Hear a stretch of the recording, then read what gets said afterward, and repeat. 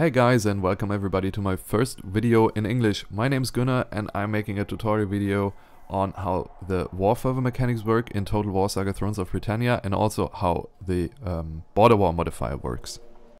You may have heard that I am German by my accent, so please forgive me for that, and please forgive me that I am actually playing the German version of the game. It shouldn't be any problem because I will be translating every important aspect of the game that you need to know, so no worries about that. It does not matter which faction you choose, however, it does matter what kind of difficult level you choose. Just have a quick look at this table here. You may have noticed that your war fervor will constantly decrease if you are at war with a nation or a faction that shares a border with you. And that is the so-called border wars modifier. I think it's the most important modifier for your war fervor in most of the stages of the game. And this modifier will be multiplied in relation to the difficult level that you are playing at. Oops, so just erase that. So we have, let's say we are at war with one faction and we share a border with this faction and we are playing on easy difficulty. We will be having a modifier that goes, we will have a border wars modifier of -1 per turn. So for this campaign I will be playing on easy difficulty. It really does not matter for showing you the modifiers that are active, but you will have to keep in mind that if I'm talking, you will get a -1 modifier for each bordering faction that you are at war with. That is because it's on easy difficulty in this video. And it would be -2 if you are in normal difficulty. It would be on -3 if you are playing at very hard difficulty. You really need to keep that in mind, that the difficulty level that you choose will affect the border wars modifier immensely. I will also be cutting out the loading screen, so please don't feel disturbed by that. I will be making a lot of cuts in the video since I am not a native speaker and I don't want to tell anything wrong. So first, if we look into the tooltip, we can see that we have 2 points of war fervor, and our war fervor is modified by the battles that we have fought, the border wars modifier that I will be explaining later, the armies in our territory, but it is not actually the number of armies in our territory, it's more the percentage of armies in our territory, the peace treaties that we made, the certain events that can cause our war fervor to go up and go down, technologies that we have been researching, and there is another modifier called war fervor equilibrium, and I will be explaining that later too. CA said they intended to make a game mechanic that makes your populace to want war if you are at peace and to want peace if you are at war. However, that is not what the war fervor mechanic does. But I think they intended it, but they didn't do it. Instead, CA created a game mechanic that tends to go towards 0. And you can get certain bonuses if you are really successful in battle, and of course you can get certain maluses if you're not successful in battle.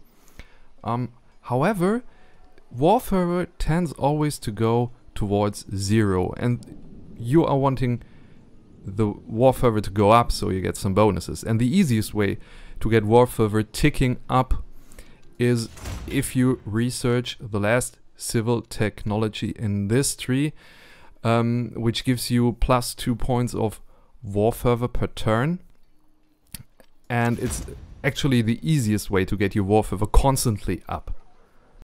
There are of course other ways to get your war fervor up, which is winning battles. Winning battles is also a good way to get your war fervor up.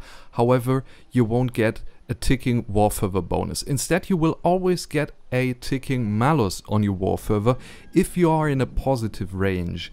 So that is what the modifier war fervor equilibrium means, or in this screen it's the last modifier of the 7. You will always get a -1 modifier per turn for as long as you are in a positive war fervor range.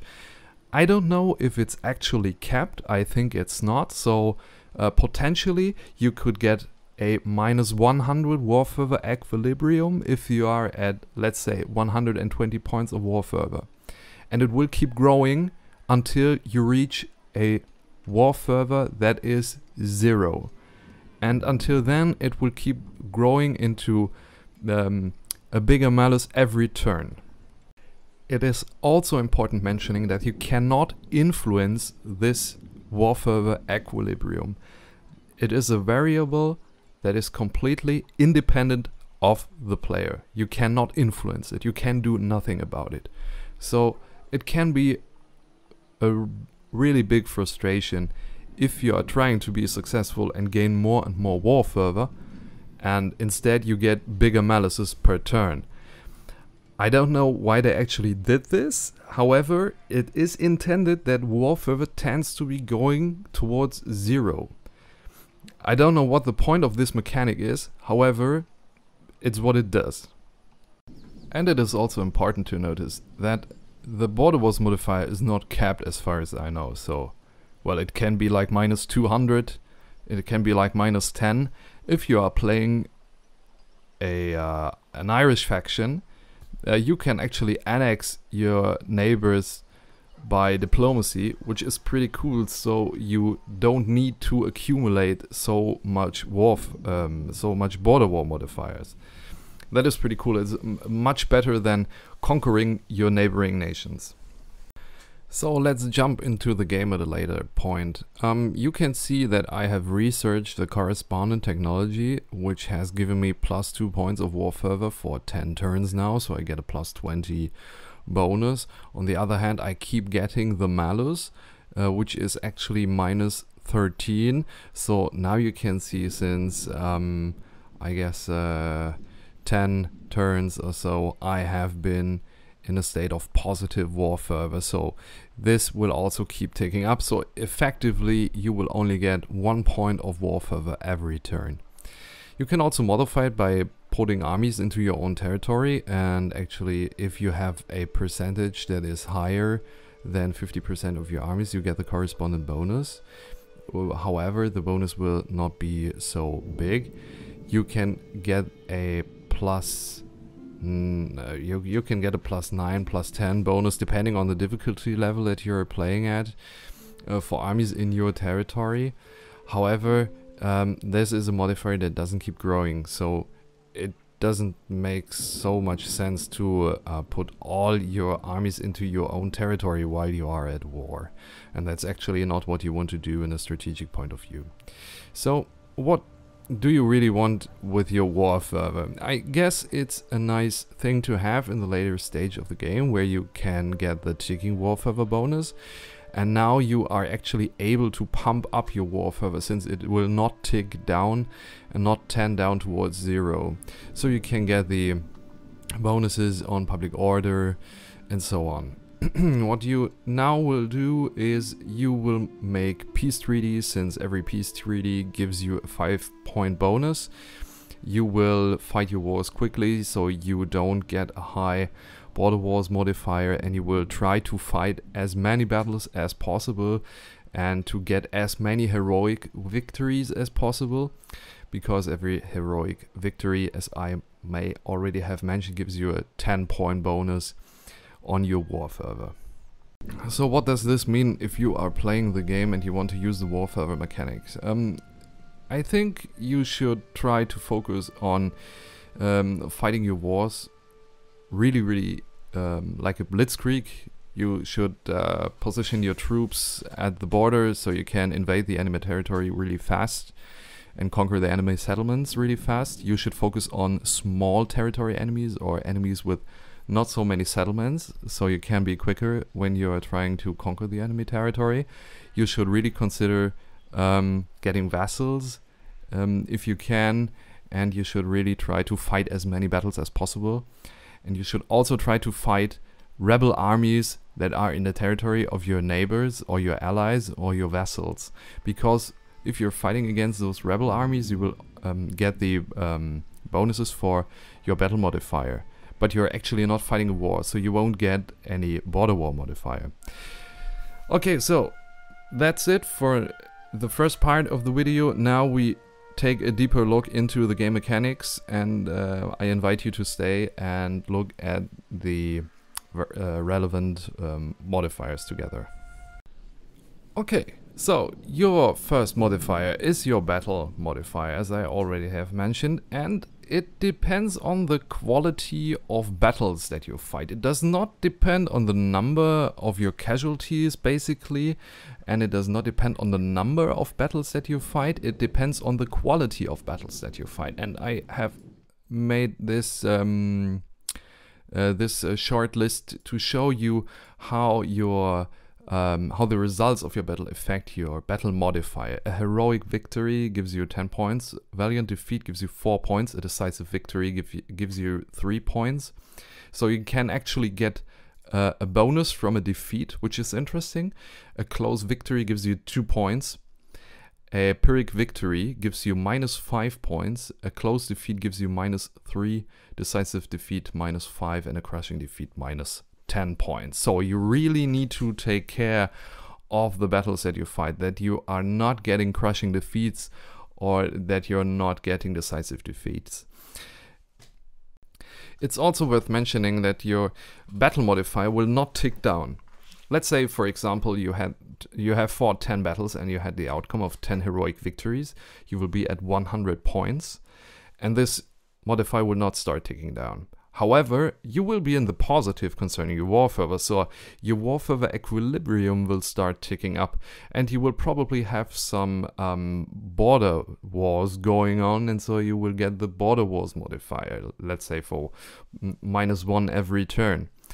In my opinion, that is not a really rewarding kind of system, and it can be really frustrating for a player if you are a really good general and you fight a lot of battles and you have a lot of great results, well, but you won't get rewarded so much. It will slow down the ticking down of the war fervor, but it does not really reward you, in my opinion.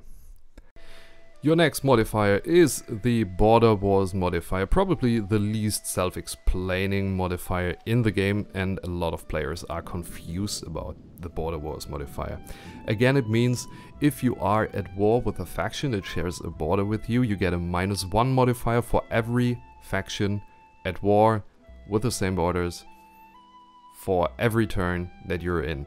Let's say you start with -30 and you are at war with 2 factions that share a border with you. You will be at -32 the next turn, and you will not be getting back to -30. It will stay at -32 for the rest of the game, well, until it starts ticking up again.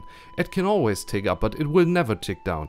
And this is also really frustrating, since as a player you cannot influence your border wars modifier in later stages of the game. The only way you can manipulate or influence your border wars modifier is not going to war with factions that share a border with you. So you can probably go to war with a faction. Let's say if we look at the map here, we're here in Ireland. I can go to war with Wessex. I don't share a border, so I will not get the border wars modifier, and I can start raiding their coasts. As long as I don't conquer any land over there, I will not get the border wars modifier, which is okay, but you need to know this when you're playing the game. Also, coastal provinces and sea borders do not count. For example, if I would start a war with Northumbria, I will not get the border wars modifier, because this does not count as a border. Only land borders do count, in my opinion. As far as I have playtested it, it's only land borders that count. I have read a lot of misinformation about this modifier. I have read stuff like, if you're playing at Northumbria, you need to go to war with Wessex for your border wars modifier to tick down, since you are at war with your arch enemies. But that's completely nonsense. The only thing that does count is, does the nation share a land border with you? And if it doesn't, you don't get the modifier. If it does, you will get the modifier ticking up for every nation that you're at war with that shares the border with you. So, okay, next modifier. Armies in our territory. We will either get a +1 or +2 bonus if we have armies in our territory. and it needs to be a certain percentage. If we have 100% of our armies in our own territory while we are at war, we will get a +2 bonus. So that will actually balance out the border war modifier and war fervor equilibrium if we are at war with only one faction, since we will be getting +2 point bonuses and -2 for the other two modifiers. If we have at least 50% of our troops in our own territory, we will get a +1 bonus for troops in our territory. However, if we are at 49% and for troops in our territory, let's say we move these two armies, we now have 3 armies, we move these 2 armies to Dublin, we will not get any bonuses. And you need to be aware of that as well. This is also a modifier that will never tick down. It will stay at the same amount for the entire rest of the game. Let's see, the peace treaties. Peace treaties will give us a +5 modifier for our war fervor if we are making a peace agreement.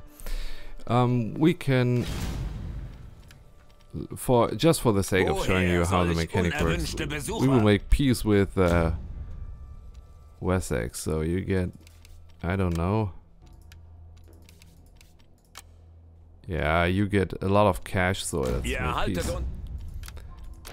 And we now have a +5 point bonus, we get more public order, and so on.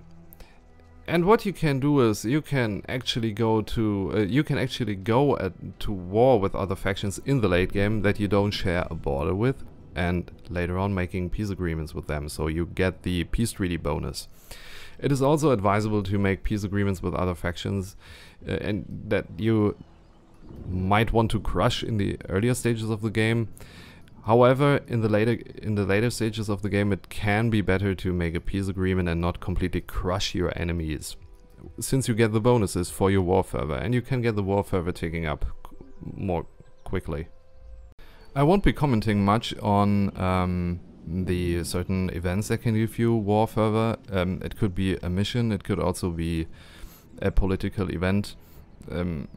It can be a maximum of +5 modifier actually. Let's focus on the technologies. Technology is much more important, and I have already said that you should get the Might of the Warlord, what is it called in English? I'm not so sure, but you should get this technology as early as possible, because you will forget about the 5 points of corruption in all your provinces. You want the war fervor to grow, you want the war fervor to go up, and that is basically the only way you can do it, since you will be getting a ticking war fervor. So let's just see, we have 22 points, let's go to the next turn. And here we are, and we have 24 points. On the other hand, you can see that the war fervor equilibrium went up another point, and now we are basically getting +1 point. Can we make... But it would be interesting to see if we can actually make peace with the other factions here.